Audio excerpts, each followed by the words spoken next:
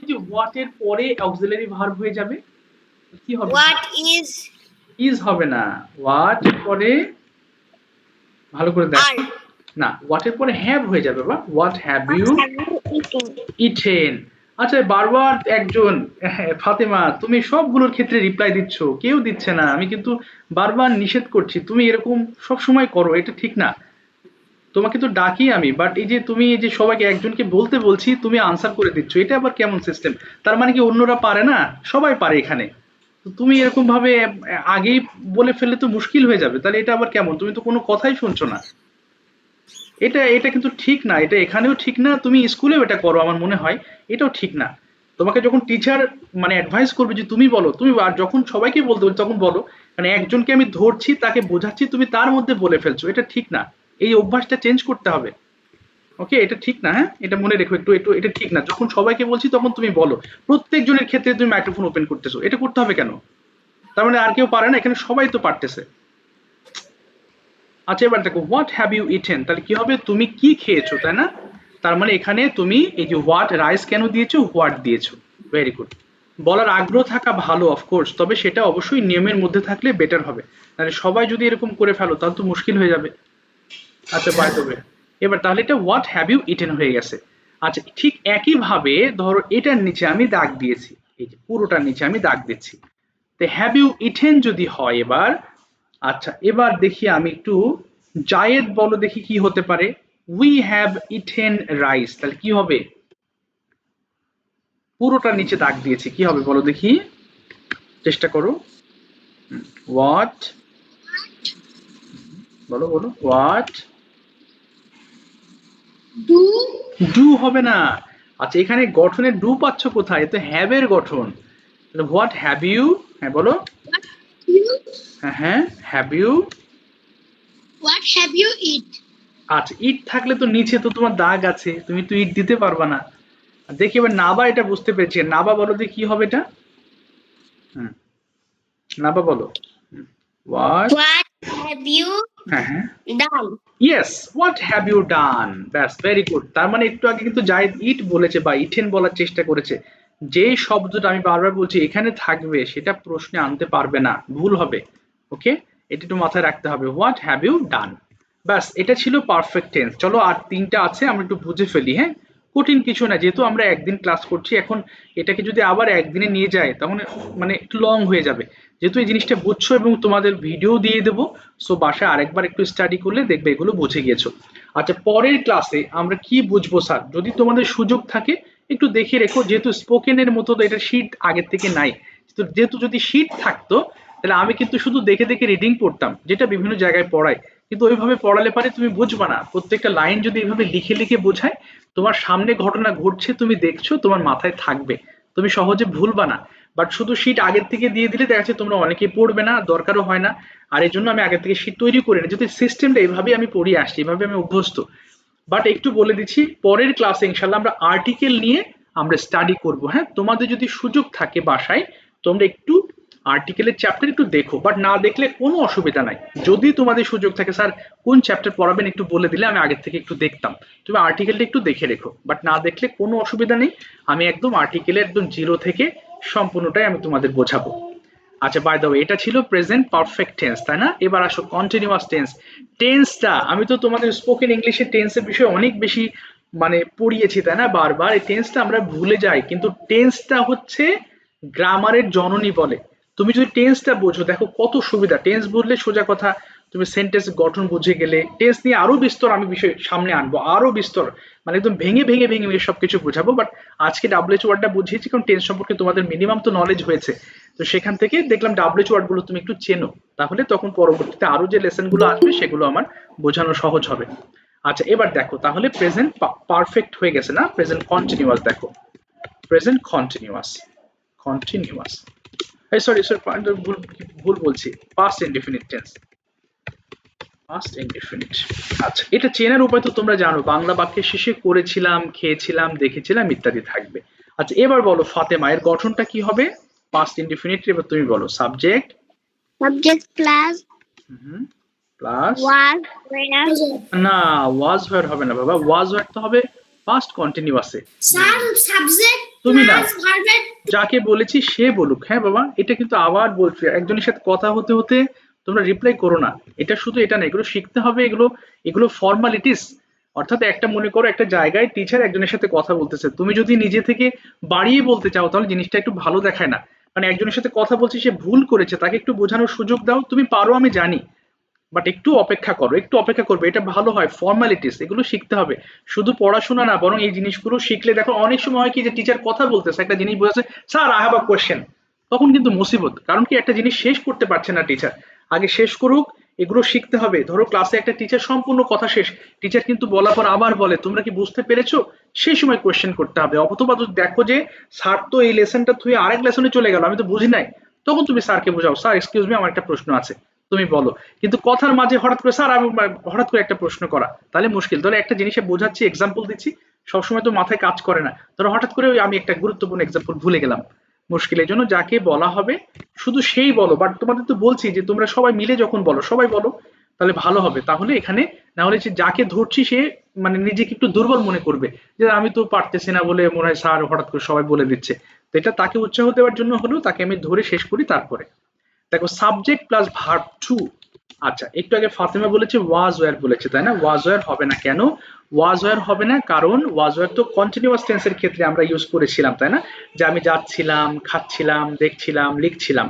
তো এই কারণে সাবজেক্ট প্লাস ভার্ব টু হয়ে গেছে। তাহলে আই, দেখো বলো দেখি, এবার বলো আমাকে, ফাতেমা বলো, আমি স্কুলে গিয়েছিলাম, কি হবে? I, I have I am going to school. আবার এম কোথায় পেলে তুমি? এখানে গঠন তো লিখিয়ে দিয়েছি, সাবজেক্ট প্লাস ভার্ব টু। তাহলে কি হবে? I, I I I was going to school. আবার বলে ওয়াজ। Sir. কোথায় আসলাম আচ্ছা একটু দাঁড়াও, এখানে ওয়াজ পেলো কোথায়? ও আমি লিখে দিচ্ছি সাবজেক্ট প্লাস ভার্ব টু, আবার বলেও দিলাম ওয়াজ হবে পাস্ট কন্টিনিউয়াস টেন্সের ক্ষেত্রে, ওয়াজ নিয়ে আসছে এখানে, হলো? তাহলে বলো, এখানে তো গঠনটাই তো দিয়ে দিয়েছি সাবজেক্ট প্লাস ভার্ব টু, তাহলে আই এর পরে ওয়েন্ট দিয়ে দেবা, শেষ। আই ওয়েন্ট টু স্কুল, এখানে কোনো ওয়াজ ওয়ার হবে না। হ্যাঁ, তাহলে সাবজেক্ট প্লাস ভার্ব টু হলে আই ওয়েন্ট হয়ে যাবে, আমি গিয়েছিলাম। ঠিক তেমনি যেমন আমি লিখেছিলাম হলে আই রোট হয়ে যাবে, আই রোট আ লেটার। Sir. বলো। Sir, past perfect continuous পড়াবেন না? হ্যাঁ হ্যাঁ অবশ্যই। আপনি যে 5টি ডিগ্রিতে এসে চলে গেছেন। হ্যাঁ, এর পরে বোঝাবো পাস্ট কন্টিনিউয়াস, সিরিয়াল সিরিয়াল অনুযায়ী পড়াচ্ছি না বাবা। ও তুমি কোনটার কথা বলছো? বুঝিনি তো। Past perfect sorry, present perfect continuous. না ওটা দরকার নাই, ওটা ডাব্লিউএস কোশ্চেনে প্রয়োজন নাই। হ্যাঁ, 6টা দরকার হয়, এই 6টা বোঝো। তারপর ওটা প্রয়োজন হলে না, প্রয়োজন হলে সামনে আমি বোঝাবো, ঠিক আছে? ওটা আপাতত দরকার নাই। আর বুঝলেও এখন সবাই বুঝবে না, মাথায় ওটা বোঝাতে গেলে সব উল্টোপাল্টা হয়ে যাবে, দরকার নাই। ছোট ছোট সেন্টেন্স গুলো বুঝে নাও আগে। আই রোট আ লেটার মানে আমি একটি চিঠি লিখেছিলাম। দেখো এখানে পাস্ট ইনডিফিনিটে সাবজেক্টের সঙ্গে ভার্ব টু ব্যবহার করছো, সিম্পল, এখানে কোনো ওয়াজ ওয়্যার লাগবে না। তো এখন এই দুটো সেন্টেন্সকে চলো ডাব্লিউএইচ এ পরিণত করি। হ্যাঁ, আচ্ছা, আই ওয়েন্ট টু, এখন তার আগে অজস্রী বলো, এখানে তুমি ডাব্লিউএইচ কোশ্চেনের গঠনটা একটু তার আগে বলো, তুমি কোথায় গিয়েছিলে? তুমি কোথায়, Sir, আবার বলেন। হ্যাঁ তুমি কোথায় গিয়েছিলে, এটা ইংলিশে কি হবে? Where did you go? Where did you go, where did you go, এখান থেকে গঠন বের করো, কেমন হবে বলো? WH did তারপরে plus verb না, 1. সাবজেক্ট কোথায় গেল? Subject হ্যাঁ, তারপর verb 1. Subject plus verb one. Okay, ঠিক আছে, থ্যাংক ইউ। আচ্ছা তাহলে এবার বলো দেখি ফাতেমা, তুমি কি বুঝতে পেরেছো? গঠনটা বোঝা গেছে ফাতেমা? Yes, sir. আচ্ছা তাহলে বলো দেখি, তুমি যদি বলো যে আমি আমি খেয়েছিলাম, ইংলিশটা কি হবে? I ate. এই তো পেরেছো, আই এট। আচ্ছা যদি তুমি ডাব্লিউএস দিয়ে প্রশ্ন করো তুমি কি খেয়েছিলে, ইংলিশটা কি হবে বলো দেখি? What do you eat? What, আবার বলো। What do you eat? আর ডু হলো না বাবা, ডিড হবে, এই যে did. What did you eat? আচ্ছা হোয়াট ডিড ইউ এট হবে না, হোয়াট ডিড ইউ ইট হবে। আচ্ছা সব একটু খেয়াল করো, আমরা যখন পাস্ট ইনডিফিনিট টেন্সে যাব তখন আমাদের ভার্বের যখন ডিড আগে চলে আসে তখন এই ভার্ব ওয়ান হয়ে যায়, এখানে আর ভার্ব টু ব্যবহার করা কোনোভাবেই যাবে না, ঠিক আছে? I went to school. আচ্ছা সাদিয়া একটু বলো দেখি বাবা, তুমি মনে করো এখানে পুরোটা পুরোটার নিচে আমি দাগ দিয়েছি। আগে কেউ বলো না, ওকে সাদিয়া বলো কি হবে তাহলে, ইংলিশটা বলো দেখি। I went to school. Sadia কি আছে? সাদিয়া এই গ্রুপে তো নাকি? হ্যাঁ হ্যাঁ বলো। Yes, I went to school বলো দেখি, ভুল হোক তুমি চেষ্টা করো, আমি বোঝাবো। হুম, এই যে এটা পুরোটা নিচে দাগ, তাহলে আমি কি করেছিলাম? আমি স্কুলে গিয়েছিলাম, তাহলে প্রশ্ন হবে তুমি কি করেছিলে, তাহলে ইংলিশে বলো what. What I what I হবে না তো, হোয়াট ডিড ইউ ডু, এই যে এরকম হবে। তুমি কি বুঝেছো কিছুটা? দেখো এটার মানে হচ্ছে আমি স্কুলে গিয়েছিলাম, তো তোমাকে একজন প্রশ্ন করছে তুমি কি করেছিলে, তুমি আনসার দিচ্ছ আমি স্কুলে গিয়েছিলাম, এই জন্য হোয়াট ডিড ইউ ডু হয়ে যাবে। বুঝতে পেরেছো বাবা? তুমি এটা বুঝেছো কি? জি স্যার। আচ্ছা ঠিক আছে, বলার পরে হয়তো তোমরা বুঝছো, কিন্তু আগে থেকে হয়তো এই জিনিসটা তোমরা ক্লিয়ার হতে পারছো না। তাহলে যখন আমি পুরো কাজের কথা বলবো, তখন এখানে ওই যে কি করেছো বা কি করছো কি করেছিলে এরকম একটা কথা আসবে। আচ্ছা চলো এই জিনিসটাকে আমি আরেক ভাবে নিয়ে যাই। এই যা কি হলো এটা, ওকে, ধরো আই ওয়েন্ট দিলাম, এবার ওয়েন্ট বাদ, এই ওয়েন্টের নিচে আমি দাগ দিলাম, সরি টু স্কুলের নিচে দাগ দিলাম। আহানাফ বলো দেখি এটা কি হতে পারে? জি sir. I went to school, এটাকে ডাবলএচ করো। সূত্র দেখো। বলো বলো। হ্যাঁ What did you go? আচ্ছা, ওয়্যার ডিড ইউ গো, তাই না? তুমি কোথায় গিয়েছিলে, ঠিক আছে, ওয়্যার ডিড ইউ গো। এবার দেখো এখানে তাহলে স্কুলটা তো আসছে না, তার মানে গোটা এখানে ওয়েন, স্যার ওয়েন ছিল, স্যার ওয়েন গেল কোথায়? তাহলে এখানে রুল অনুযায়ী এখানে গো এর পাস্ট ফর্ম ওয়েন ব্যবহার করেছো, যেহেতু প্রশ্নে ডাব্লিউএইচ এর সময় ডিড ব্যবহার করলে পরের ভাবটা প্রেজেন্ট হয়ে যায়, তাই এটা কিন্তু আর চেঞ্জ হবে না, মানে এটা গোতে চেঞ্জ হয়ে যাবে। আচ্ছা চলো আরেকটা বুঝাই। আই রোট আ লেটার, ঠিক আছে, রোট আ লেটার আছে, দেখি একজন এর আগে ভুল করেছো একজন, দেখি তো। আচ্ছা একটু এক সেকেন্ড। আল মায়দা, আল মায়দা বলো দেখি, এটা তুমি পারো কিনা? আয়ের নিচে দাগ আছে, তাহলে কি বলবো বলো? I রোট a G letter, sir. I রোট a letter, তাহলে আয়ের নিচে দাগ আছে, তাহলে এটা ইংলিশ কি হবে তোমার ডাব্লিউএইচটা বলো দেখি। Who yes very good, who. are আবার আর কোথায় পেলে বাবা? আয় আয়, হু sorry রোট, স্যার, বাস who who wrote a, wrote a letter? Very good. তুমি আরেকটা করো, এটা তো ভুল করে ফেলেছো, মনে করো পুরোটার নিচে দাগ আছে, এই যে পুরোটা, আয়ের নিচে দাগ নাই, আই রোট আ লেটার, এটা কি হবে বলো দেখি, পারো কিনা? Um,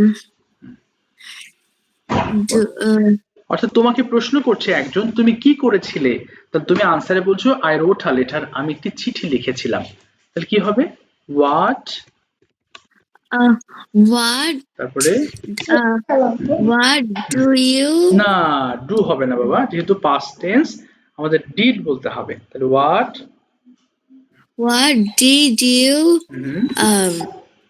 বলো। what did you doing? আচ্ছা ডুইং হবে না, হোয়াট ডিড ইউ ডু হবে, what sorry did sir. You do. আচ্ছা সমস্যা নেই, ভুল হোক অসুবিধা নেই, হোয়াট ডিড ইউ ডু। তার মানে এখানে কিন্তু যে গঠন আছে এটা একটু খেয়াল করবা, কারণ ডাব্লিউএইচ ডিড আছে, এরপর সাবজেক্ট প্লাস ভার্ব ওয়ান আছে। আচ্ছা এই জন্য হোয়াট ডিড ইউ ডু হয়ে যাবে। আচ্ছা এবার আসো আমরা আরেকটা দিয়ে বুঝাই, সেটা কোথায় গেল? ধরো লিখলাম my mother cooked food, food in the morning, in the morning, আচ্ছা জাস্ট সরি, এই যে আর কি, my mother cooked food in the morning, তাহলে এর বাংলাটা হলো আমি, সরি আমার মা সকালে রান্না করেছিলেন। আচ্ছা একটু দাঁড়াও তো বাবা, কে যুক্ত হতে পারছে না নাকি মেসেজ দিল, একটু একটু দাঁড়াও প্লিজ, না এটা অন্য গ্রুপের। আচ্ছা তাকিয়া বলো, তাকিয়া তুমি প্রথমে, এখানে তিনটা আমরা করব কেমন? মাই মাদারের নিচে দাগ আছে, বলো কি করব? Who cooked food in the morning? Very good, তাহলে পুরোটা তুমি বলে দিয়েছো। আচ্ছা এবার আসো cooked food in the morning, এটার নিচে দাগ আছে, তাহলে কি বলবো? তাহলে cooked food in the morning, তাহলে what does my mother do? Does হবে না বাবা, হোয়াট ডিড হয়ে যাবে, হোয়াট ডিড, তারপরে What did my mother do? My mother হবে না, তোমাকে একজন প্রশ্ন করছে যে তোমার মা কি করেছিলেন, তাই কি হবে? What did your You. What did your mother mother, তারপরে আরেকটু বাকি আছে, ভার্ব তো দাও, mother do? ডু হয়ে যাবে। আর তুমি আরেকটা করো, এই কুকড বাদ, মনে করো এই যে এইটা ফুড ইন দ্য মর্নিং আছে। আচ্ছা বলো, এই এটা What did your এটা বলো, What did your mother cook? ওকে, তারপরে এই যে পুরোটা দাও, What did your mother cook in the morning? In the morning. ঠিক আছে, আর যদি মর্নিং এর নিচে দাঁড় থাকতো কি বলতে? When did your mother okay, cook food? Yes, very good. when did your mother cook food? ঠিক আছে, থ্যাংক ইউ সো মাচ। আচ্ছা, এটা ছিল পাস্ট ইনডিফিনিট টেন্স। আমরা আরেকটা বুঝবো, হ্যাঁ, past continuous. Past continuous, continuous. আচ্ছা, পাস্ট কন্টিনিউয়াসের গঠনটা কি জানো? কে জানো? বলে ফেলো, যে জানো বলে ফেলো। Subject plus object. আচ্ছা, ঠিক আছে, হয়েছে। সাবজেক্ট ওয়াজ অথবা ওয়্যার হয়ে যাবে, তাই না? ওয়াজ অথবা ওয়্যার প্লাস ভার্বের সঙ্গে আইএনজি ফর্ম। আচ্ছা, ঠিক আছে, ভার্ব আইএনজি হবে। আচ্ছা আচ্ছা, দাও প্লাস অবজেক্ট প্লাস এক্সটেনশন দিয়ে দাও, কোনো অসুবিধা নেই। আচ্ছা, মিফতাহুল, একটা সেন্টেন্স বলো। মিফতাহুল, আমি মাঠের মধ্যে দৌড়াচ্ছিলাম। মিফতাহুল ইংলিশটা বলো, আমি মাঠের মধ্যে দৌড়াচ্ছিলাম। ওকে, I was running in the field. I was running in the field. Very good. I was running in the field. In the field.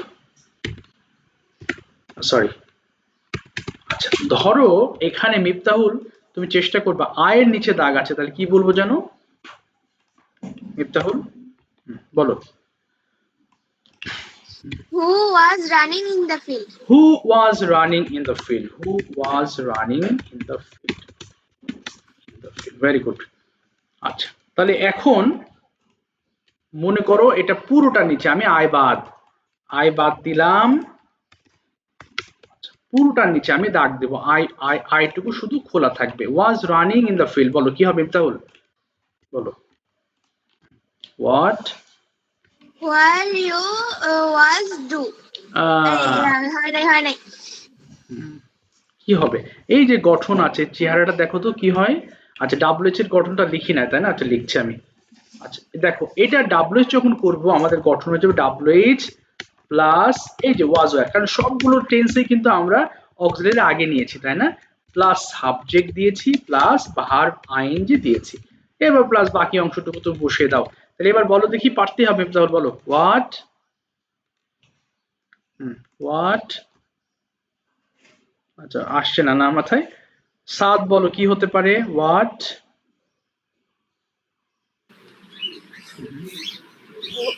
What was you doing? আচ্ছা, ইউ ওয়াজ বলেছো, তাই না? দেখো ইউ এর ক্ষেত্রে ওয়াজ হবে নাকি ওয়্যার হবে বলো দেখি? Where? ওয়্যার হয়ে যাবে, তাই না? সো হোয়াট ওয়্যার ইউ হবে, হোয়াট ওয়্যার ইউ ডুইং, তুমি আসলে কি করছিলে? তখন তুমি আনসার করছো আমি মাঠে দৌড়াচ্ছিলাম, ব্যাস হয়ে গেল। আচ্ছা, চলো আর একটা বলি, যেমন দাঁড়াও, যেমন মনে করো he was buying a mobile phone. Mobile phone. আচ্ছা, তাহলে এখন আমি যদি মোবাইল ফোনের নিচে দাগ দেই তাহলে কি হবে? বলে ফেলো যে পারো। What was he buying? এই তো, হোয়াট ওয়াজ হি বাইং, বলে ফেলবা ভুল হোক। ওকে, ধরো হোয়াট ওয়াজ হি বাইং মানে সে কি কিনছিল, তাই না? এই কারণে মোবাইল ফোনের নিচে দাগ আছে। হোয়াট ওয়াজ হি ডুইং, সে আসলে একটা ফোন কিনছিল। আবার তোমরা জানো যদি হি এর নিচে দাগ দাও কি হবে?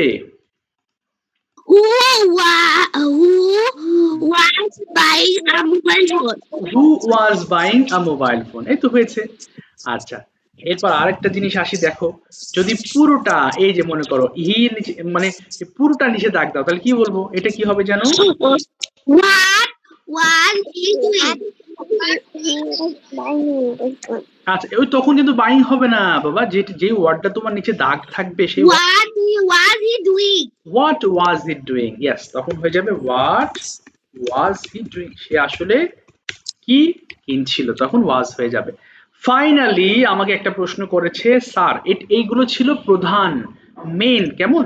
সো এটা শিট দিয়ে দেবো, ভিডিও দিয়ে দেবো, ভালো করে স্টাডি করবা, আর এটার উপর আমি পরীক্ষা নেবো। এটা কালকে প্রশ্ন পাঠিয়ে দিয়ে চেষ্টা করবো, আমি খুব ব্যস্ত থাকি তো অনেক সময় আসলে সময় ধরে আসলে পরীক্ষা নেওয়াটা মুশকিল, তবে সপ্তাহে একটা করে তোমাদের পরীক্ষা রাখি। বাট সামনে এমনও সপ্তাহ হবে যে একটা লেসন খুব গুরুত্বপূর্ণ, তখন হয়তো দুটো করে নেবো, যেমন ন্যারেশন যখন শিখবো, কিংবা মনে করো এরকম আরো গুরুত্বপূর্ণ সব ট্রান্সফরমেশন সেন্টেন্স যখন শিখবো, রাইট ফ্রম ভার্বস যখন শিখবো, তখন দেখা যাচ্ছে হয়তো আমি এবং সপ্তাহে 2টা করে পরীক্ষা নিচ্ছি।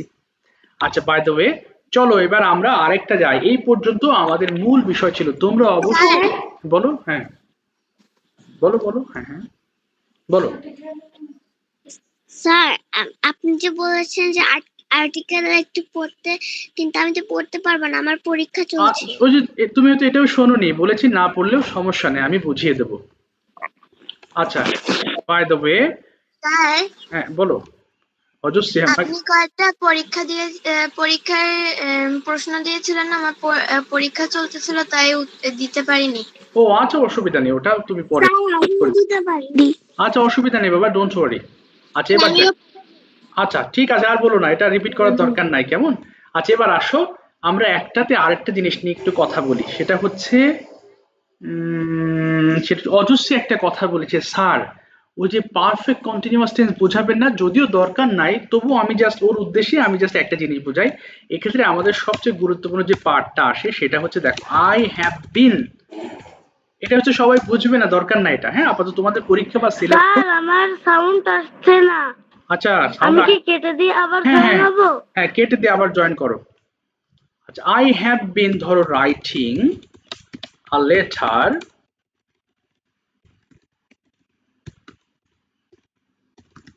For 1 hour। আচ্ছা, অন্য কেউ বলো না, কেমন? আচ্ছা, শুধু অজস্র একটু ওপেন করো, তোমারটা সঠিক হয় কিনা আগে দেখে নি। যেমন I have been writing a letter for 1 hour, এই যে 1 hour-এর নিচে দাগ আছে, কি হতে পারে বলো দেখি? When হুম, have না, been হোয়েন না বাবা, এ তো হোয়েন হবে। হোয়েন মানে তো তুমি কোন সময়, 10টার সময় নাকি সকালবেলা, এমন একটা নির্ধারিত সময়, একটা জাস্ট ক্ষুদ্র সময়, 1 ঘন্টা ধরে, তাহলে কি হতে পারে? for when হ্যাঁ, না, ফর for ফর হোয়েন হবে না। আচ্ছা আমি শিখিয়ে দিচ্ছি। শুধুমাত্র এই প্রেজেন্ট পারফেক্ট কন্টিনিউয়াস টেন্সের ক্ষেত্রে আমরা যখন সময় নিয়ে কোনো প্রশ্ন জিজ্ঞাসা করব, তখন হাউ লং বলবো, কেমন?